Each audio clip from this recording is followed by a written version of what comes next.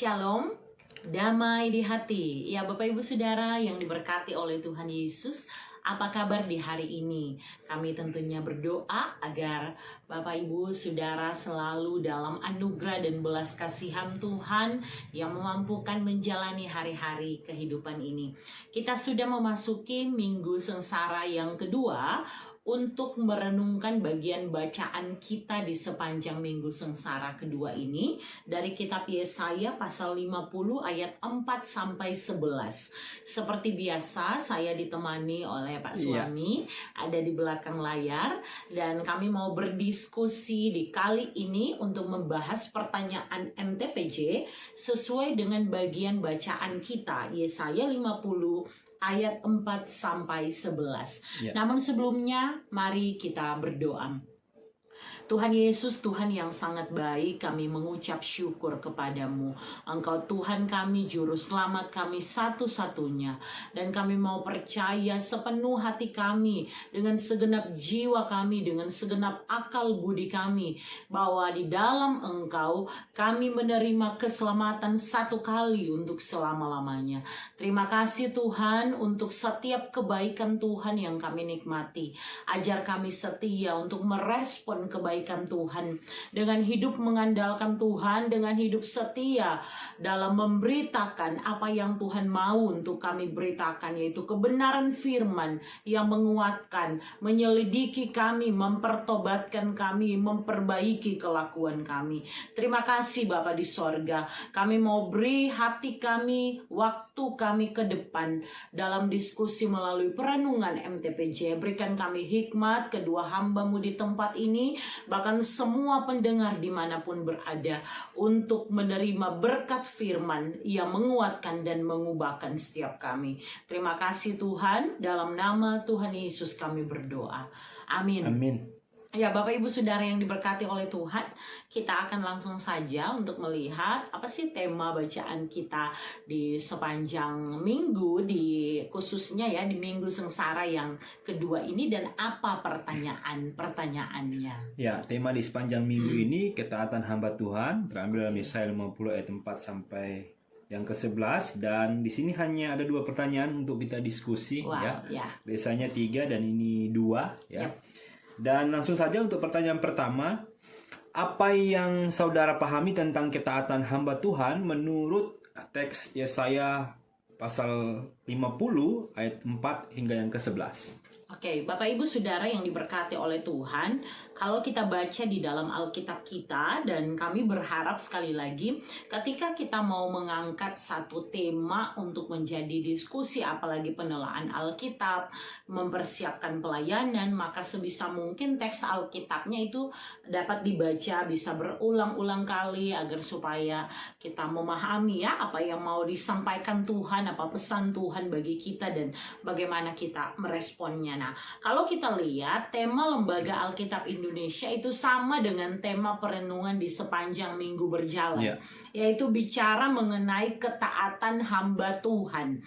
Ketika kita membaca bagian ini, kita menemukan konteks penulis di mana kita tahu bahwa Yesaya 50 ini adalah bagian dari Deutero Yesaya. Deutero Yesaya ini menggunakan nama Yesaya, dan dalam pengajarannya di sini dia menggambarkan tentang hamba Tuhan yang menggunakan kata murid untuk menyatakan, untuk menjelaskan bagaimana seorang hamba Tuhan atau murid Tuhan ini seharusnya hidup, seharusnya merespon apa yang dikatakan oleh sang guru, sang Tuhan atau Tuhan Allah, yang kalau kita tahu dalam relevansi panjang ke depan, Yesaya memang berbicara dan juga menunjuk ini kepada Tuhan Yesus sebagai hamba yang menderita untuk keselamatan manusia. Tetapi kita lihat dulu di sini bahwa pada bagian bacaan kita ada beberapa memang ayat yang secara jelas sekali itu bicara mengenai hamba Tuhan. Sekali lagi kami katakan dalam konteks murid ya. Jadi ayat 4 sampai ayat 5 di sini menggunakan kata murid. Dapat kita baca, Tuhan Allah telah memberikan kepadaku lidah seorang murid. Jadi bicara tentang lidah ini berarti bicara tentang perkataan, bicara tentang kata-kata, bicara tentang kemampuan atau skill berbicara. Sehingga lidah seorang murid yang mau digambarkan di sini adalah lidah orang atau perkataan orang yang telah lebih dulu menjadi murid, artinya belajar dari gurunya, dan gurunya di sini adalah Tuhan Allah. Seorang murid, dia duduk di bangku sekolah, dia mau mendengarkan perkataan guru, dan Yesaya menggambarkan demikianlah seorang hamba Tuhan. Dia mau duduk di sekolah milik Tuhan Allah, dibentuk oleh Tuhan Allah, dididik oleh Tuhan Allah, diarahkan oleh Tuhan Allah, dan mendengarkan apa yang Tuhan Allah mau, sehingga kata-katanya, lidahnya itu memperkatakan apa yang sesuai dengan kehendak dan pengajaran sang guru. Apa itu?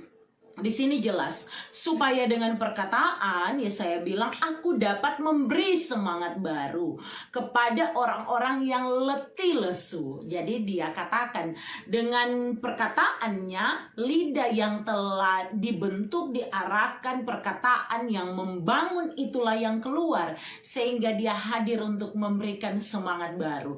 Ketaatan ketaatan hamba Tuhannya seperti apa? Sebelum dia memperkatakan sesuatu, dia telah lebih dahulu belajar dari gurunya. Dia melihat gurunya, meneladani gurunya, sehingga dia juga tahu bahwa di sini dikatakan setiap pagi ia mempertajam pendengaranku. Apa yang didengarnya adalah apa yang diajarkan oleh gurunya. Apa yang didengarnya adalah apa yang dalam hal ini pengajaran Allah kepadanya sebagai seorang hamba Tuhan, yang digambarkan di sini sebagai seorang murid. Makanya dia bilang, mempertajam pendengaranku untuk mendengar seperti seorang murid. Ayat 5 ya. Tuhan Allah telah membuka telingaku dan aku tidak memberontak, tidak berpaling ke belakang, dan seterusnya. Bahwa kemampuannya mendengar juga atas kebaikan dari Tuhan Allah.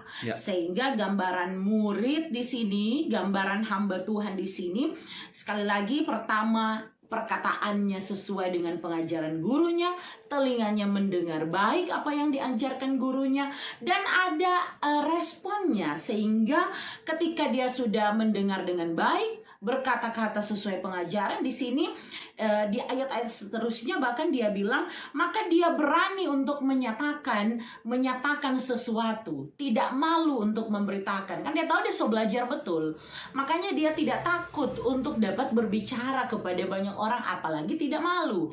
Kemudian di sini ketika dia menemui tantangan, ketika dia menemui masalah, maka dia tidak akan pernah merasa khawatir atau mundur ya. Dia akan maju ke depan, dia bisa ke depan, karena dia tahu itu bagian dari ketaatannya sebagai seorang hamba Tuhan. Dan kekuatannya, dia tahu bahwa gurunya yang mempersiapkan dia untuk pergi itu tetap selalu ada bersama-sama dengan dia. Dia ungkapkan di ayat 7, Tuhan Allah menolong aku, sebab itu aku tidak mendapat noda, sebab itu aku meneguhkan hatiku, dan seterusnya. Dia katakan, dia bilang lagi di ayat 9, sesungguhnya Tuhan Allah menolong aku, siapakah yang berani menyatakan aku bersalah? Sesungguhnya mereka semua akan memburuk seperti pakaian yang sudah usang. Bahwa dia murid yang jika dia telah selesai pelajarannya, yang jika dia telah sesuai dengan pengajaran gurunya, maka dia siap pergi, dan dia tidak ada ketakutan menghadapi berbagai tantangan, berbagai pergumulan dalam memberitakan apa yang telah didengar baik ketika dia menjadi murid ya. Dan inilah yang digambarkan sebagai ketaatan. Dalam ketaatan itu ada kesetiaan. Di dalam kesetiaannya dia akan muncul tahan uji terhadap berbagai penderitaan. Sehingga dia siap sedia. Itulah jawaban untuk pertanyaan yang pertama. Dan kita lanjut pada pertanyaan yang kedua. Pertanyaan kedua ini, berikanlah contoh bentuk ketaatan sebagai hamba Tuhan yang adalah pelayan khusus maupun sebagai warga jemaat. Wow, ya Contoh. ini lebih ke relevansinya, implikasinya teks yang tadi kita baca, kemudian ini dalam konteks kita hari-hari ini ya, saat ini sebagai pelayan khusus, tapi juga sebagai jemaat Tuhan. Jadi ini cocok sekali ya bicara dalam konteks kita. Nah, yang pertama bicara tentang ketaatan hamba Tuhan ini dipahami dulu. Apa sih itu bicara ketaatan? Pasti kalau taat berarti sesuai dengan yang diperintahkan. Kalau taat berarti mengikuti petunjuk. Kalau taat berarti sesuai dengan aturan yang ada. Maka kalau bicara hamba Tuhan, jelas kita akan menemukan banyak arti di dalam Alkitab, khususnya bicara hamba itu bicara doulos ya. Hamba itu budak. Hamba itu dia hanya sesuai dengan petunjuk arahan dari tuannya. Bahkan kalau ditelusuri kata doulosnya itu memang dia tidak punya hak apa-apa dalam mempertanyakan perintah tuannya. Taunya hanya sesuai dengan apa yang diperintahkan tuannya. Maka di sini sebagai hamba Tuhan, seorang yang mau sungguh-sungguh mengikuti perintah, didikan, pengajaran, petunjuk sang Tuhan atau Tuhan Allah ya. Oke, setelah memahami itu kita melihat dalam konteks pelayan khusus ya.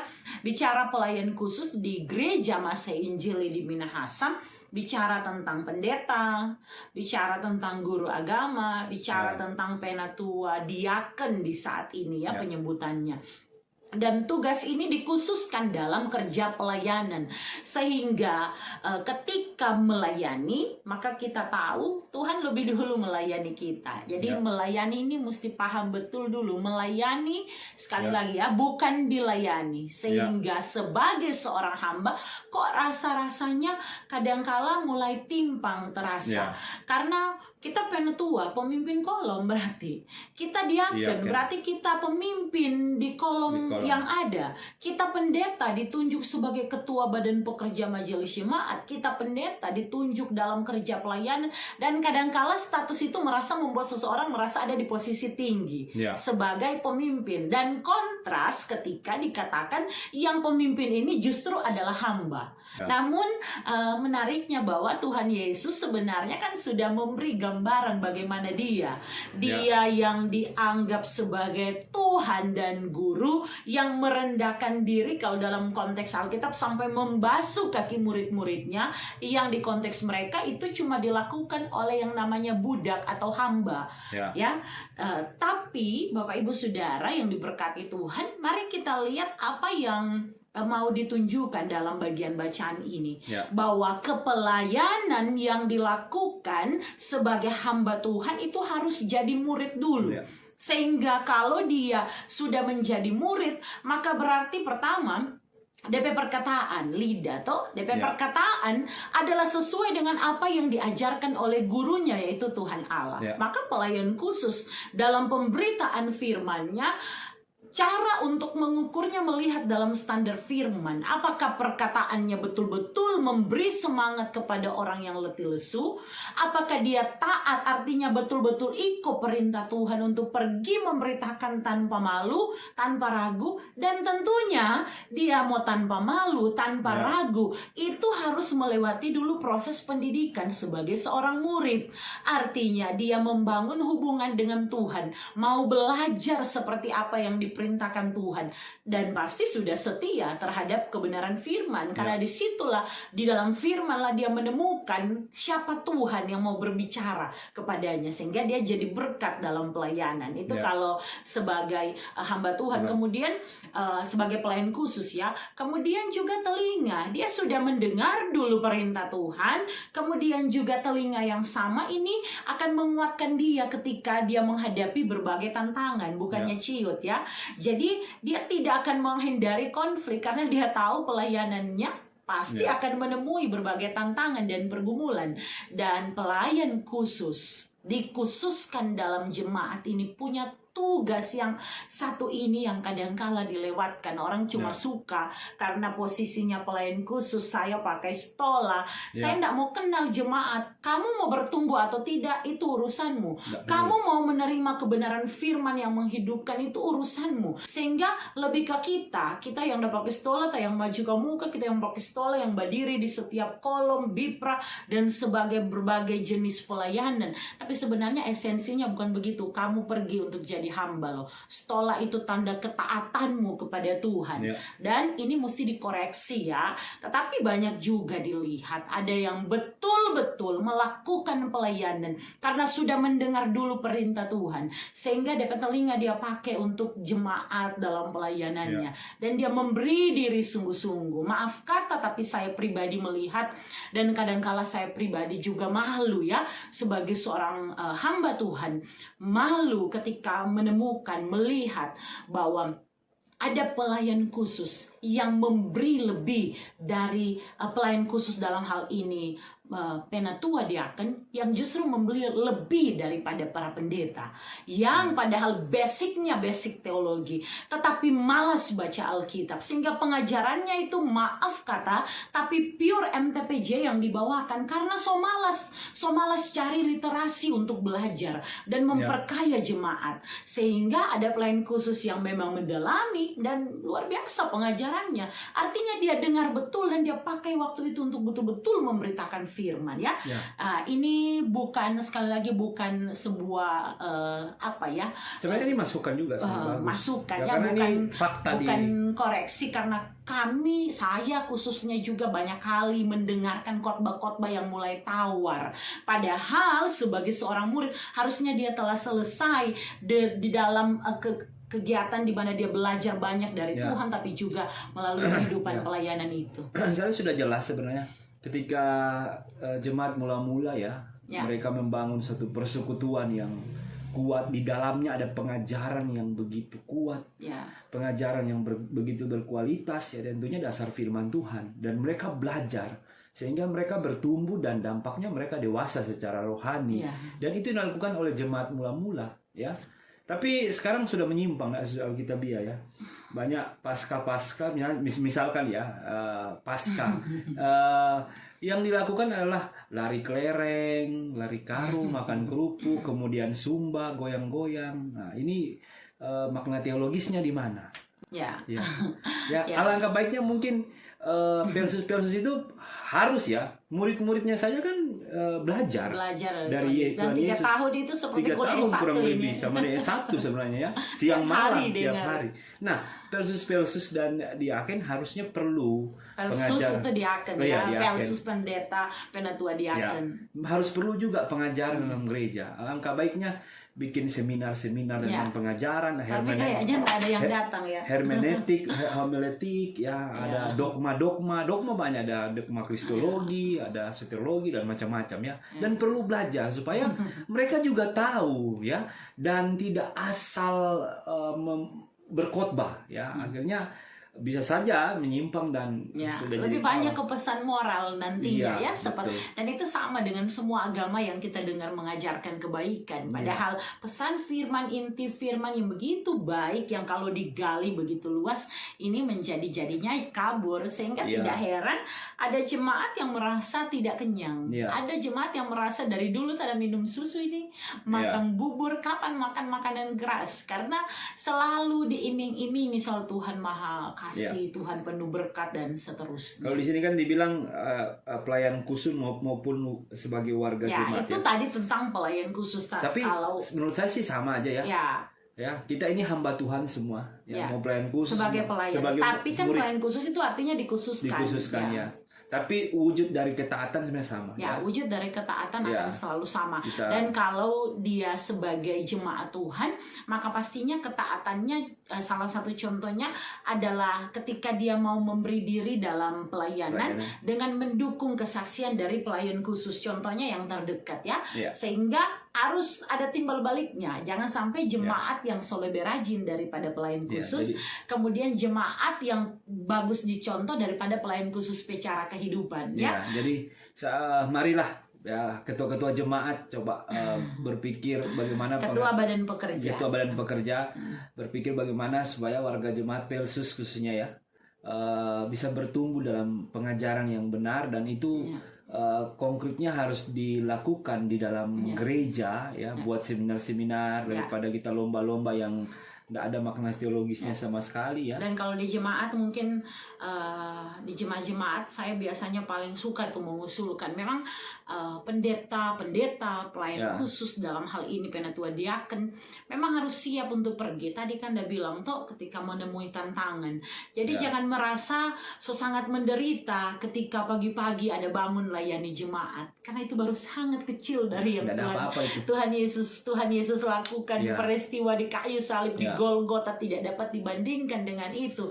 Kalau kata Paulus sampai bercucuran darah, bagaimana orang belum sampai keluar darah mungkin ya. Mungkin jatah gate sedikit tuh waktu kunjungan ke jemaat-jemaat. Tapi kalau nak ya kunjungan, jatah gate di mana ini? Kalau naik oto langsung pergi pimpin ibadah, habis pimpin ibadah pulang, kemudian tunggu lagi waktunya terima uang duduk, sampul dan sebagainya. Maaf kata, tetapi ini disampaikan sebagai sebuah masukan yang sangat baik, sehingga pelayanan kita itu betul-betul sekali lagi meneladani sang guru kita, yaitu Tuhan Yesus. Kita menjadi hamba Tuhan yang taat kepada Tuhan, karena kita hambanya Tuhan, bukan hambanya manusia, sehingga pemberitaan kita bukan untuk menyenangkan telinga orang yang mendengar, tetapi menyampaikan isi hati Tuhan. Oke. Ya Bapak Ibu Saudara, kami juga masih sangat terbatas. Bapak Ibu bisa kembangkan itu dengan apa yang dilihat secara kontekstual di konteks pelayanan Bapak Ibu Saudara. Kami rindu berdoa, karena itu mari satukan hati, mari kita berdoa. Tuhan Yesus yang baik, terima kasih untuk kebaikan-Mu. Kami boleh berbagi sesuai dengan apa yang mau Tuhan kami bagikan. Kami bersyukur Tuhan memberi kami hikmat dan kemampuan. Kami bersyukur ada media YouTube ini. Kami berdoa biar Tuhan Yesus yang memberkati setiap pendengar dalam mempersiapkan pelayanan, supaya dengan berani untuk menyampaikan isi hati Tuhan. Karena kami murid yang mau belajar, karena kami murid yang mau dibentuk, dan kami dipersiapkan untuk naik ke level berikutnya. Tidak hanya selalu makan bubur, makanan-makanan lembut, tetapi siap makan makanan keras, siap untuk pergi di ladang pelayanan bagi kemuliaan nama Tuhan. Tuhan berkati kalau ada yang sakit, Tuhan sembuhkan, yang berduka Tuhan hiburkan, yang dalam pergumulan Tuhan yang beri kekuatan pengharapan kepada Tuhan. Biar kami boleh bertemu dalam perjumpaan selanjutnya, di video-video selanjutnya, untuk memberkati banyak orang. Terima kasih Tuhan. Dalam nama Tuhan Yesus kami berdoa. Amin. Sampai jumpa Bapak Ibu Saudara. Tuhan Yesus memberkati.